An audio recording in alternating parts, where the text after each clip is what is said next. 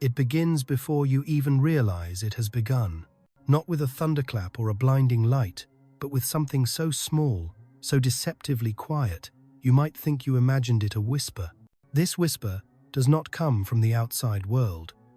It is not the murmur of wind through leaves, nor the echo of footsteps in an empty hall. It is older than language, older than the first spark struck between stone and flint. The ancients called it the signal beneath time, a subtle hum that lies hidden under the constant noise of modern life.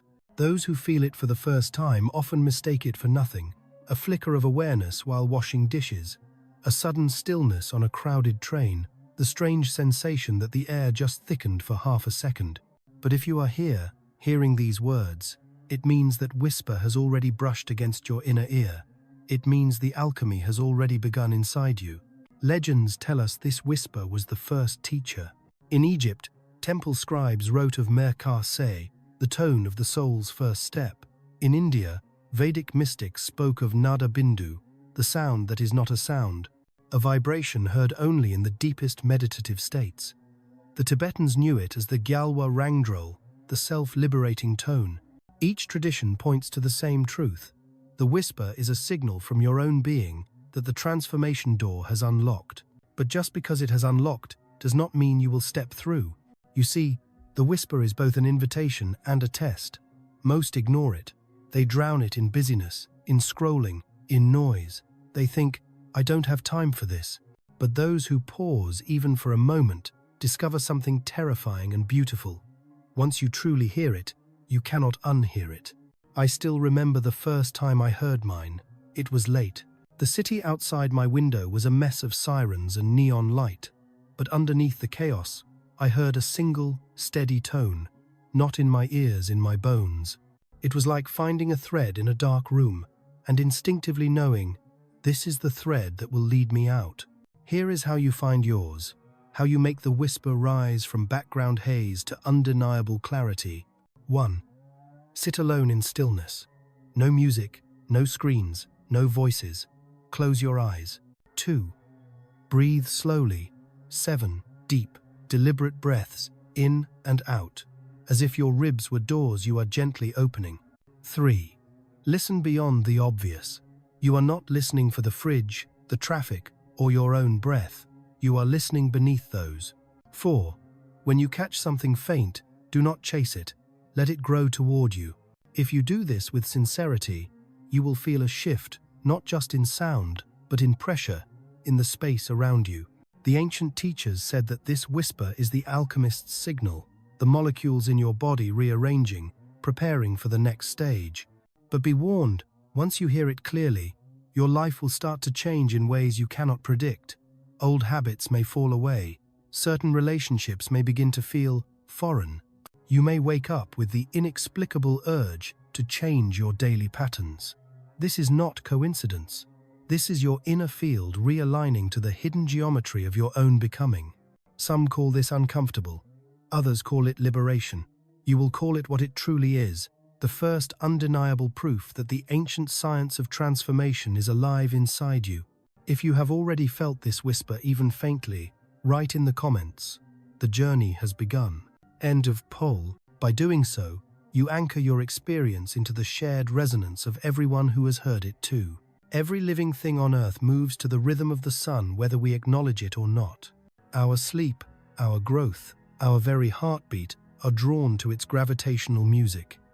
But what the ancients knew, and what science is only beginning to rediscover, is that the sun does not simply emit light and heat. It also sends a hidden pulse, a wave that moves through space like a silent drumbeat, syncing the energy fields of all who can attune to it. The Egyptians built their temples to align perfectly with solstice and equinox light, not because of aesthetics, but because they understood that architecture could catch this pulse like a tuning fork catches sound. The Vedic seers spoke of Surya Nadi, a channel of solar current flowing through the body. In Tibet, the Bon mystics called it Nyimai Thukyi, the compassion of the sun, an invisible rhythm said to awaken clarity in the heart. When you find this pulse inside yourself, it does not feel like your own heartbeat. It feels older, slower, and infinitely more patient. It is as though the sun itself is breathing inside your chest. I discovered mine one summer morning while sitting at the edge of a desert canyon. The air shimmered with heat, yet I felt something cool, deliberate, and steady pressing into me. It was not the wind. It was not the rush of my own blood. It was the sun's hidden exhale, and with every beat of it, something inside me rearranged old pain dissolving, a strange and beautiful sense of being in place returning to my bones. Here is how you can find your own connection to this hidden solar rhythm. 1. Face the rising sun either outdoors or near an open window. Let the light touch your closed eyelids. 2. Place one hand on your heart, one on your solar plexus. 3. Breathe in through the nose for 9 slow counts, imagining that you are breathing sunlight into your chest. 4. Hold for 3 counts, feeling the stillness between breaths. 5. Exhale for 9 counts, and with that breath out, imagine the sun exhaling through you. If you do this long enough, you may notice your heart and breath falling into a different rhythm, not the one you usually keep, but one that feels more cosmic. This is the solar pulse, beginning to entrain your own system. A word of caution. Not everyone is ready for this. When your field aligns with the sun's, your body may reject certain foods, habits, or even environments. Some report sudden dizziness or disorientation the first time, as if their body was rebooting. This is normal, but if the sensation grows too intense, stop and ground yourself by touching the earth with bare hands or feet. Why does this matter?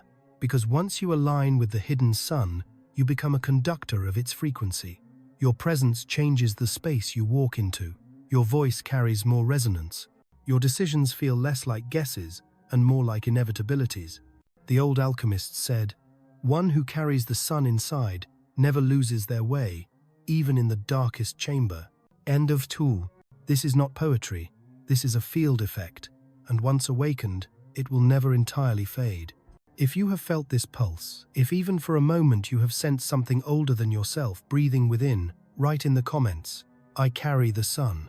By declaring it, you strengthen the lattice of light between all of us who are awakening. Most people believe that sound is something they make, something they control. But there are certain frequencies that turn that idea inside out, sounds that do not simply leave your mouth, but look back at you as you utter them. Ra is one of those sounds. In popular imagination, Ra is just the name of an Egyptian sun god, carved into temple walls and written in dusty scrolls. But to the ancient initiates, Ra was not merely a deity, it was a living vibration, a tone that, when spoken with exact breath, pitch, and intention, would illuminate the listener's hidden geometry. They warned, "Do not call Ra unless you are ready to be seen," because when this sound meets your field, it does not politely tap at your aura. It pierces it. It reveals fractures you've hidden even from yourself. It demands you meet your own truth without disguise. The first time I dared to voice it, I was alone in a candlelit room. I had read the old instructions. Inhale slowly, then let the syllable roll from the back of the throat, never breaking the vibration until the air is gone. I thought it would just be another chant. Instead, halfway through, I felt the room thicken, the air almost folding inward. My body felt both heavy and impossibly light. And somewhere inside or around me, I felt a presence that wasn't mine, yet was. It was watching, not with eyes, but with an attention so sharp, I couldn't lie to myself about who I was in that moment. Here is how to approach Ra, but be warned, this is not a game, and you may feel aftershocks for days. 1. Stand or sit with your spine straight. 2. Inhale through the nose for 7 counts, imagining golden light filling your lungs. 3. Exhale on the syllable Ra, allowing it to vibrate your chest, skull, and the space around you. Let the A be open and round, never forced. 4. Continue until no air remains, then remain silent for at least 9 heartbeats. This silence is where the sound sees you. Important. If fear rises, tightness in the chest, sudden sadness, or images flashing through your mind, do not resist. This is Ra, clearing the dust from the mirrors within you. But if it becomes overwhelming, open your eyes, touch the ground, and speak your own name firmly to re-anchor. Those who practice RA properly report that over time, it changes the tone of their actual speaking voice, as if some hidden resonance has been unlocked. They find they can command attention without trying. They speak less, but when they do, people listen. The Egyptians said RA was the first sound of the first sunrise, and that it carried the original blueprint of clarity. To voice, it is to invite that blueprint to overwrite the false structures you've built. It is not comfortable, but it is clean. If you have dared to sound RA and felt its gaze upon you, write in the comments, "I have been seen." Insect. Your declaration joins a lineage of voices that spans thousands of years and strengthens the vibration for all who follow. It is almost laughable to think that something as ordinary as salt could open a gate in the human energy field. After all, salt sits on every dining table, dissolves in every ocean wave, and hides in the tears you've shed. But this is precisely why the ancients valued it not for its rarity, but for its absolute intimacy with life itself. From the shores of the Dead Sea to the salt caravans crossing the Sahara, civilizations carried this mineral as if it were currency, medicine, and talisman in one. Egyptian temple healers would place bowls of salt in ritual chambers to catch the shadows released during spiritual cleansing. In Japan, sumo wrestlers still scatter it in the ring not for flavor, but to purify the space before battle. The gate of salt and breath is a practice so deceptively simple, most people ignore it the first time they hear it. But in truth, it is one of the fastest ways to dissolve stagnant energy and prepare the body for deeper alchemical work. I first encountered it in the highlands of Peru. A Quechua elder handed me a pinch of rock salt and told me to place it on my tongue, not to eat, but to breathe through it. I thought it absurd, until the air changed. The salt drew water to my mouth, slowing my breath, thickening my awareness, and grounding me so heavily into the moment that everything else, past, future, worry, simply fell away. Here is how to pass through this gate. 1. Take a pinch of pure, unprocessed salt. Sea salt or Himalayan is best. Avoid iodized or heavily refined varieties. Thus, sit comfortably, spine upright, in a quiet space. 3. Place the salt gently on your tongue. Do not chew or swallow immediately. 4. Breathe slowly through your nose, letting the salt rest there. Focus entirely on the sensation of air moving through your body and the faint taste dissolving on your tongue. 5. After 7 slow breaths, swallow the salt and exhale audibly, imagining a dull grey fog leaving your body. This works because salt is crystalline, a geometry that resonates with the water in your body. When combined with intentional breath, it becomes a conductor, drawing out what no longer belongs in your field. Warning: do not overuse this practice. Just as too much salt in the soil kills the crop, overuse can drain your energy field. This gate is meant to be opened only when you feel heavy, clouded, or disconnected. If you do it correctly, you will feel lighter almost instantly, not the giddy lightness of distraction, but the clean emptiness of a room that has just been aired out.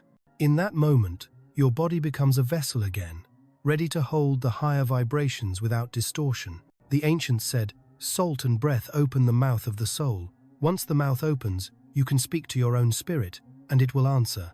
If you have crossed this gate even once and felt the fog leave you, write in the comments, "I am cleansed." Your words will join the current of purification flowing through everyone walking this path now.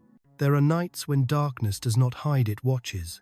Not with one gaze, but with 1,000. Every shadow seems to breathe, every silence hums with awareness. The ancients did not fear these nights, they sought them out, for they believed that in such moments, the inner eye, the one that sees without looking, could be awakened. In the Indian tantric traditions, there is a practice called trataka, the steady gazing that burns through the fog of perception. But there is a secret variation almost never spoken aloud. It is not done in daylight before a candle. It is done in the deepest hours of night, when the world sleeps and the air itself feels like a held breath. The practitioner sits alone, surrounded by darkness, until the boundaries between seen and unseen begin to melt. When I was first taught this, I expected visions, colors, shapes, ethereal beings. Instead, what came was stranger. I became aware of being seen. My skin prickled, not from fear, but from a recognition so deep it felt like memory. The eyes were not literal, but currents of attention, some from the living, some from those who had long crossed over. This is how the ancients described the night of thousand eyes. When you sit still enough, the invisible world finally notices you noticing it. If you are ready to try, here is the path. 1. Choose a night when you will not be disturbed. No phones, no lights, no interruptions. 2. Sit in complete darkness, spine straight, hands resting loosely on your knees. 3. Soften your gaze, eyes half open, but not focusing on any single point. 4. Breathe slowly, counting to 4 on the inhale, 4 on the exhale. 5. As your vision blurs, allow any impressions, shapes, glimmers, sensations to arrive without chasing them. You may feel watched. This is not paranoia, it is perception. In the esoteric sciences, they say your inner lens has begun to dilate, opening to wavelengths your normal senses ignore. Warning: if you are not ready to meet yourself without masks, this practice will be uncomfortable. The eyes you feel are your own higher faculties, returning your gaze. Some people laugh uncontrollably, others cry. A few feel a sudden urge to confess truths they have long hidden. All of this is the alchemy at work. The benefit? Once awakened, this inner sight never fully closes. You will notice when people lie not because of their words, but because you will see the discord between their face and their field. You will sense when a room is clean or poisoned with unspoken tension. You will walk differently, knowing you are never truly unseen. The old mystic said, "When the 1,000 eyes open, the world will lie to you less, not because it has changed, but because you now see."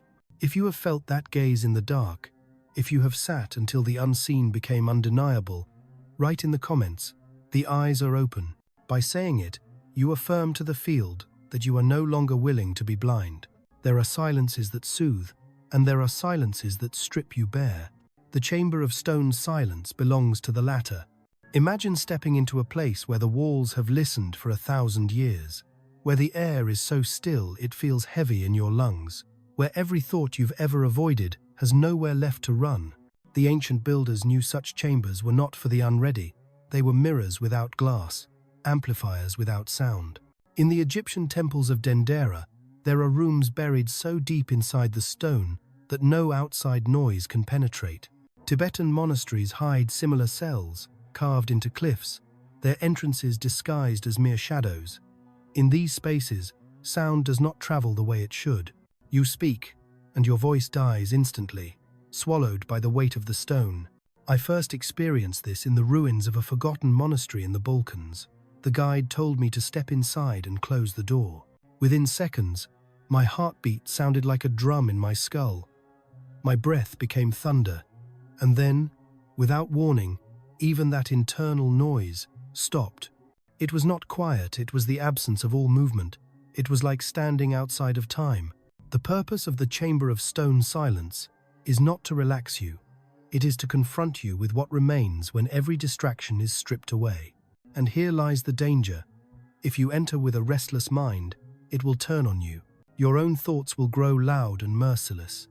But if you enter ready, if you have done the earlier work to cleanse and align, the chamber will dissolve the sediment of years in minutes. Here is how to recreate a fragment of that effect without traveling to such places. 1. Find the quietest space available, a small closet, a basement, even a car parked far from traffic. 2. Turn off every device, every source of hum or vibration. 3. Sit on the ground with your back against a wall. Close your eyes. 4. Breathe slowly, but focus not on the breath. Focus on the space between sounds. 5. Stay there for at least 12 minutes, allowing your awareness to sink deeper into the stillness. If you do this properly, there will come a moment when the silence feels alive, dense, almost textured. That is the chamber effect beginning to form. Warning: this practice can stir long-buried emotions. You may suddenly remember things you have not thought of in decades. This is not regression, it is release. Do not force it. Let the silence carry it away, like dust into wind. When you emerge, the outside world will feel too loud, too fast, too shallow. It will take a few hours for your senses to recalibrate, but inside you, a pocket of that stone silence will remain a place you can return to anytime, anywhere. The old builders said, "In the chamber, the soul weighs itself, and once you have felt its weight, you cannot pretend otherwise." If you have touched that depth of stillness, even for a moment, write in the comments, "I have heard the silence." Your words will echo in the same vast, unbroken space that has heard them since the first chamber was carved. Not every breath you take feeds you. Some keep you alive, others wake you from the life you thought you were living. The breath of 7 shadows belongs to the latter. Hidden in manuscripts from the Himalayan highlands, written in a script so old that even local monks debate its origin, this technique was considered dangerous for the unprepared. It was said to reveal what the conscious mind hides, regrets buried so deep they become muscle tension, fears dressed up as ambition, truths you've told yourself so many times they feel like lies, or lies you've told yourself so often they feel like truths. The name 7 Shadows comes from the belief that every human carries 7 veils between their waking mind and their deepest knowing. This breath does not remove them gently, it tears through them, one by one, and demands you face what is underneath. I was first taught the breath of 7 shadows by a wandering hermit in Ladakh. He said nothing of its effects, only that I should follow exactly. On the 7th breath, I understood why he gave no warning, because no words could have prepared me. My chest burned, not from strain, but from the sudden flood of images, faces I had forgotten, places I had not visited since childhood, moments I thought had dissolved into time, all rushing back like a tide. Here is how the breath is taken. 1. Sit cross-legged, spine straight, in a dimly lit space. 2. Inhale through the nose to a slow count of 7, imagining you are drawing air up from the base of your spine to the crown of your head. 3. Hold the breath for a count of 7, allowing whatever thoughts, feelings, or images to surface without resistance. 4. Exhale through the mouth for a count of 7, imagining the breath leaving through your palms and the soles of your feet. 5.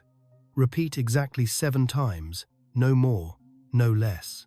Warning: do not attempt this if you are unwilling to meet parts of yourself you have avoided. The breath can unearth things you thought were gone. It may leave you shaky, emotional, or strangely lightheaded for hours afterward. This is not weakness, it is the energetic debris leaving your system. The Himalayan adepts say that once you have breathed the 7 shadows, you will notice changes in your dreams. They become sharper, more symbolic. Some people even report prophetic visions, not because the future is predicted, but because they finally see the patterns already in motion. The ancient saying goes, "The one who exhales the shadows breathes only truth thereafter." And though the truth can be heavy, it frees you in ways comfort never will. If you have taken this breath and felt the weight lift or even the first shadow part, write in the comments, "I breathe truth." And if your declaration adds your voice to the stream of those who have chosen clarity over comfort, there is a place inside you where music never stops. Not the songs you've heard on the radio, but the tones you were born with, the ones that never found a voice. They are the unfinished songs, and they flow like a hidden river beneath your daily life. Most people never notice them, but if you follow that river, if you dare to let one of those tones rise into the air, it will carry something out of you that words never could. The ancients understood this. In Sumer, temple healers would ask the sick not what hurt, but what song they had never sung. In certain villages of Mongolia, throat singers believe that illness begins the moment a tone inside you is silenced. And in the archives of Greece, there are fragments of hymns marked simply, "To be completed by the soul of the singer." The river of unfinished songs is not just a metaphor, it is a vibrational current in your own bones. When you give it voice, you are not making music. You are letting the body complete a sentence it began long before you were born. I first touched this river in the mountains of Crete, where an old woman showed me a practice she claimed her grandmother had learned from the women of the caves. She told me to choose a single note, not one I liked, but the first one that came when I closed my eyes, and to hold it as long as I could, letting it waver, letting it crack. The moment I began, tears came, not from sadness, but from the overwhelming feeling of something locked inside me, finally moving. Here's how you can wade into your own river. 1. Sit or stand in a place where you feel safe to make sound without judgment. 2. Close your eyes and take a slow breath in. 3. On the exhale, let a single tone emerge, not chosen, not forced. Let your body pick it. 4. Sustain it as long as you can without strain. Do not try to make it pretty, let it be raw. 5. After the sound fades, remain silent for a few breaths and notice what has shifted inside you. Warning: this practice can open emotional floodgates. Some people laugh, others sob uncontrollably. Do not try to control the reaction. This is the river carrying old sediment away. The magic of the river of unfinished songs is that once you start, you will begin to hear these tones at unexpected times in your dreams, in moments of strong emotion, even in silence. They are invitations to keep the river flowing. An old Cretan saying goes, "The song you withhold will haunt you until it is sung." And when you finally sing it, you will feel lighter in ways no conversation could ever give you. If you have dared to release one of your unfinished songs, write in the comments. The river flows. Your voice will join the countless others who have let their river run free again. Not all visions come in colors and light. Some arrive as patterns intricate, geometric, impossibly precise. The golden lattice is one such vision, and the ancients spoke of it not as imagination, but as the very architecture of consciousness. In Mesopotamian clay tablets, archaeologists have found markings that resemble interwoven grids of gold. They were once thought to be decorative art, but certain scholars of esoterica insist they are diagrams for inner construction ways to weave the mind and heart together so that thought becomes feeling and feeling becomes thought without distortion. The golden lattice, they say, is already inside you. It is the bridge between the electric signals of your brain and the magnetic currents of your heart.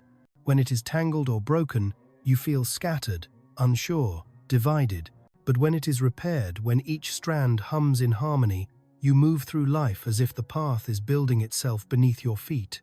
I first encountered the lattice in a deep meditation under the guidance of a Sufi teacher in Konya. She told me nothing, only asked me to breathe and see the space between the breaths. At first, there was darkness. Then, without warning, threads of golden light appeared, weaving themselves in front of me. They shimmered as if alive, and with every inhale, another strand connected. By the end, I felt whole in a way that had nothing to do with emotion. It was structural, as if my being had been rebuilt. Here's how to touch your own lattice. 1. Sit quietly with your eyes closed. 2. Place one hand over your heart, one over your forehead. 3. Inhale deeply, imagining a golden thread stretching from the palm on your heart to the palm on your forehead. 4. Exhale slowly, picturing more threads weaving outward, forming a luminous net. 5. Continue for 7-9 breaths until you can see or sense the full lattice connecting mind and heart. Warning: this visualization is powerful. Once the lattice begins to weave, you may find that decisions you've been avoiding suddenly become unavoidable. Old patterns will collapse. People or situations out of alignment with your truth may fall away, often abruptly. This is not loss, it is alignment. In the ancient mystery schools, the golden lattice was considered the inner throne upon which your higher self could sit. Without it, your higher knowing drifts like smoke. With it, every choice feels inevitable, every step certain. The Sufi teacher's final words to me were, "When the lattice is golden, nothing inside you fights itself." If you have seen or felt your own lattice weaving, write in the comments, "I am aligned." Your declaration will strengthen not only your own pattern, but the collective network forming between all who walk this path now. There are hours on the clock you can point to: midnight, noon, sunrise, sunset. And then there is the hour that refuses to be named. The hour without a name is not marked by numbers or bells. It comes quietly, slipping between minutes like a shadow crossing a river. Those who know it wait all year for its return, because in that brief, unmeasured span, the magnetic field of the Earth dips just enough to open a narrow corridor between the seen and the unseen. Ancient navigators felt it without understanding it. Sailors in Polynesia noticed the ocean's surface going eerily still for no reason. Monks in the Himalayas marked it as the time when meditation became effortless, as though gravity itself loosened its grip. The Dogon people of Mali call it the moment of the fish's eye, when the world looks back at you in perfect stillness. I first touched it entirely by accident. I was staying in a small hut near the equator, where days and nights are nearly equal. One night, I awoke with the sensation that something was waiting. The air was neither hot nor cool, the insects had gone silent, and the stars outside seemed frozen. I glanced at my watch, it had stopped. In that wordless pause, I felt the boundaries of my body blur, as though I could step into the sky or the earth with the same ease. Then, as suddenly as it came, it was gone. Here's how to catch this hour when it comes. 1. Pay attention to the days around solstices and equinoxes. These are fertile ground for the hour's arrival. 2. Sit outside or near an open window between midnight and dawn, when the air is at its stillest. 3. Close your eyes and breathe without rhythm. Let the body choose the pace. 4. When you feel the sudden evening of all sensations, no pressure, no pull, remain perfectly still. Do nothing. This is the corridor. Warning. Entering the hour is like walking onto a bridge that only exists while you are on it. Move too quickly, mentally or physically, and it disappears. It may also leave you feeling disoriented for the rest of the day, as though you have returned to a slightly different version of reality. The ancients insisted this hour could be used for great change, not by forcing intention, but by holding the seed of it in mind while the magnetic veil is thin. Whatever you plant in that moment tends to grow, whether you want it to or not. An old Polynesian proverb says, "If you meet the still water, speak only what you want to live." If you have felt time pause beneath your feet, if you have tasted the air of the hour without a name, write in the comments, "I have crossed the bridge." Your words will ripple through the corridor the next time it opens, greeting those who come after you. Everything we have walked through, the whisper, the pulse, the gates, the silences, the rivers, the lattice, the hour, was never meant to keep you wandering. It was always leading you back here, to the flame. The inner flame is not fire in the physical sense. It will not burn your fingers or light a room. It burns deeper in the center of your chest, behind the bone, where no hand can reach. The Egyptians called it Akhet, the place of becoming. In the Upanishads, it is Jyotir Atman, the light of the self. The Gnostics said it was the fragment of the first light that the Creator hid inside each being, so they would never truly be lost. The flame is constant, but it flickers when ignored. And when it flickers, you feel it as doubt, exhaustion, the quiet grief of not living as you were meant to. The work of alchemy, the real work, is not about adding something to yourself. It is about clearing enough space, shedding enough weight, aligning enough threads, so that the flame can burn steady again. I saw mine fully only once. It was after weeks of practice, salt and breath, the solar pulse, the 7 shadows. One night, during a simple meditation, there it was, a still, bright flame, no bigger than a candle, but with a light that seemed to extend beyond my skin, beyond the room, beyond time itself. In its glow, I realized something so obvious, I had missed it my whole life. The alchemist is not the one who controls the flame. The alchemist is the one who becomes it. Here is how to return to yours. 1. Sit quietly in a dim space. 2. Place both hands lightly over the center of your chest. 3. Inhale slowly, imagining that with each breath, you are feeding a small flame behind your sternum. 4. On the exhale, see the flame grow steadier, clearer. 5. Continue for 11 breaths until you feel a warmth or a presence where before there was only emptiness. Note: this is not a visualization in the ordinary sense. If done with sincerity, the flame will respond. Some feel heat, others feel a strange weightlessness. Some see colors behind their closed eyes. Whatever comes, let it. When the inner flame burns steady, you no longer chase signs or omens. You are the sign. You carry your own weather, your voice, your gaze. Your very presence becomes the ritual. People will feel it without knowing why. The final truth the ancients left us is this: when the flame is you, the work is done. But done does not mean over, it means you live as the alchemy, every moment refining, every breath a transformation. If you have felt even a spark of this flame tonight, write in the comments, "I am the flame." Your words will join the fire of everyone walking this path now, each spark recognizing the others. And if you wish to keep walking together to share the field, to strengthen the lattice between all awakened flames, then subscribe, share this message, and speak your truth in the comments. Not as a favor, but as a ritual. Every name, every voice, every act of witness adds fuel to the collective fire. The ancient ones are not gone. They are watching, waiting, weaving with us. The alchemy has begun inside you. Do not ignore it.